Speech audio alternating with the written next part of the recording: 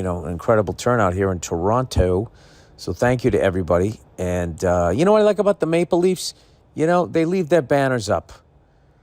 So you get a really cool sense of where you're at. You play the one in Montreal, they take away all their banners because they're so fucking stuck up, right? Like, unless the Bleu Blanc et Rouge, et ici, maintenant, ce soir, they're not going to fucking put them up there, right?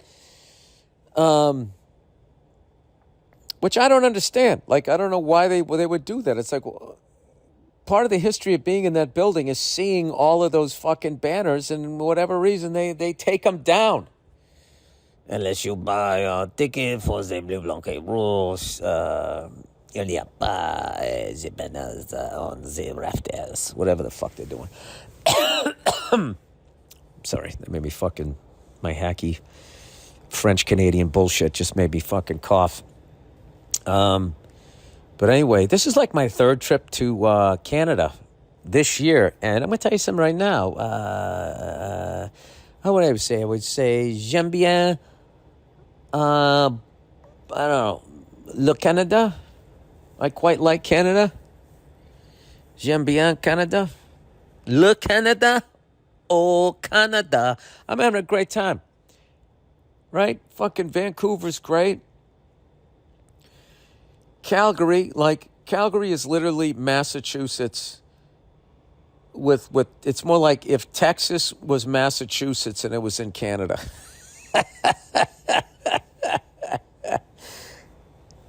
It's, something, that's not even true. My whole view of Calgary is tainted because meaning it's skewed. Not talking about the porno taint. I mean, tainted as in skewed. Because of the first time I was there with Verzi. Paul Verzi, way back in the day.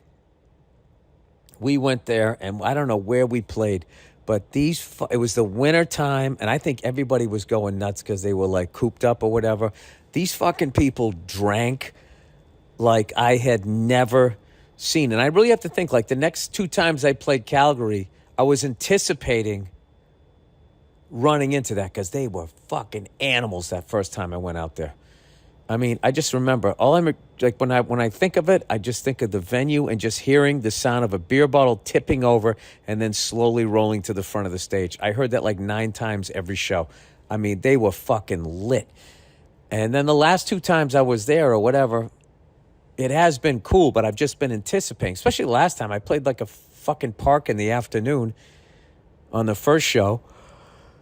And it was great. And then we were downtown that time, and the downtown area was great. So I'm gradually shaking off my first experience in Calgary. And none of it was that people were assholes. They were just fucking wasted.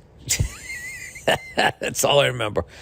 So anyway, and then I did a trip to Montreal, which is always great. Montreal. And then I went to, now I'm in Toronto, and I'm having a great fucking time. I found a great place to get an espresso. I told you my road breakfast, I have a double espresso and then an orange after I go to the gym. And it starts the day off right.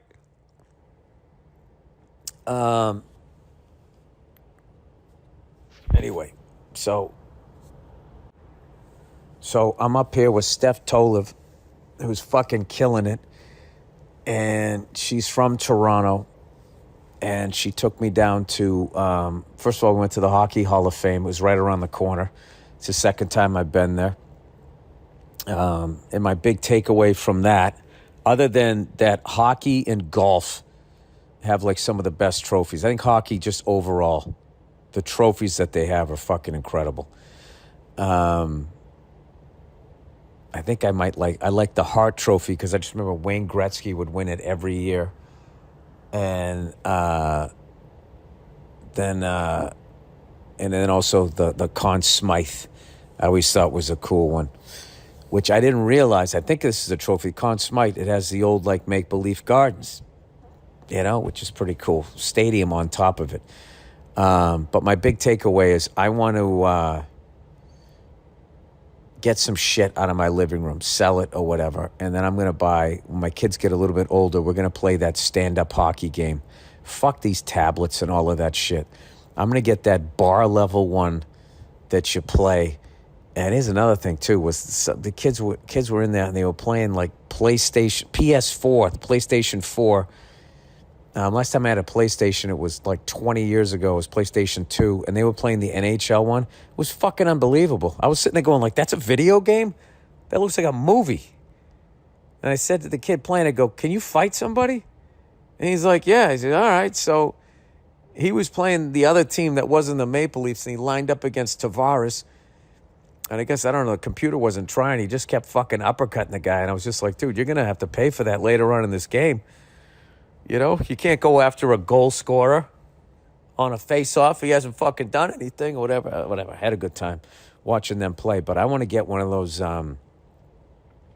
that stand-up game. I want to get rid of, like, it's funny. It's the area of the living room where I was going to have a bar back in the day when I was a big booze hound. I was going to buy an Art Deco, like, bar.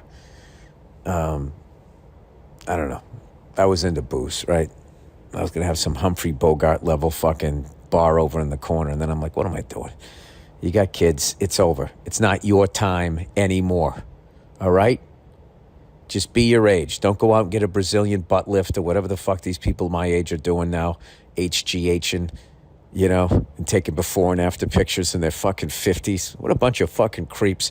Dude, my generation really turned out to be a bunch of fucking creeps. You know, have you ever seen anybody age worse than fucking baby boomers and Generation X with all of this fucking shit they're doing? Jesus Christ. Be a fucking man. All right? There's nothing wrong with looking like an old sea captain. These fucking assholes. And you know something? Let me tell you what. They're all a bunch of fucking cheaters.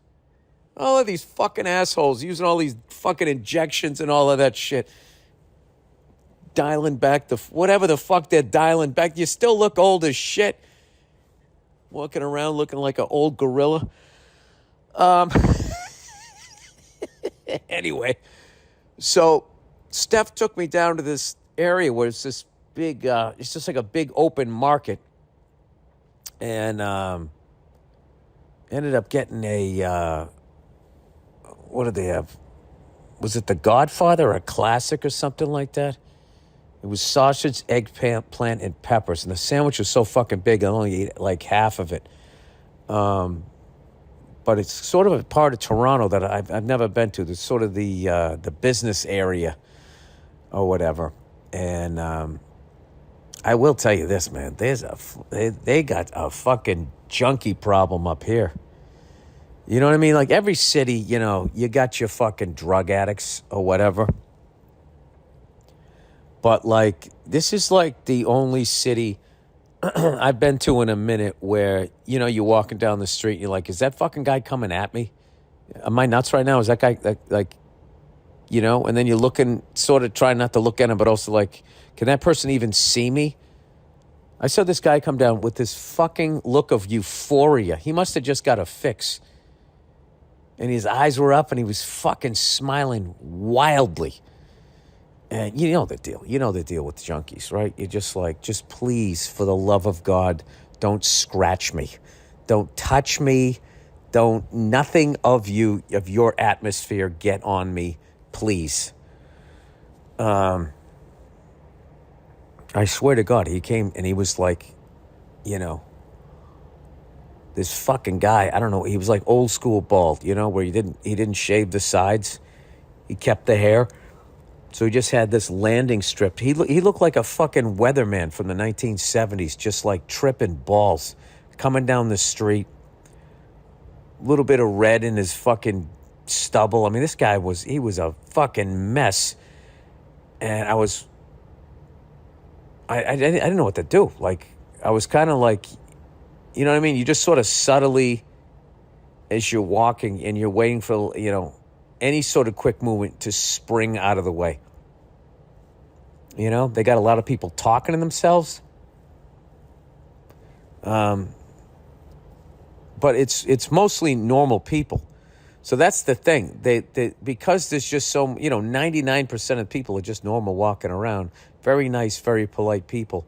So and then all of a sudden, and the junkies are sort of hiding, like amongst them, like it's like they're coming out of a cornfield, except the corn is people. You know what I mean? And all of a sudden, you're thinking you're just taking a stroll down the street, and you're like, it's Canada, man. It's very nice. It's very quaint. It's a nice time of year to come up here. And then all of a sudden, just like out of nowhere, like a video game, junkie! Fuck! Happy junkie, angry junkie, talking to himself, zigzagging, diagonal walker, coming out of the crowd. Fingernails! Just that shit where you're just like, keep this the fuck away from me.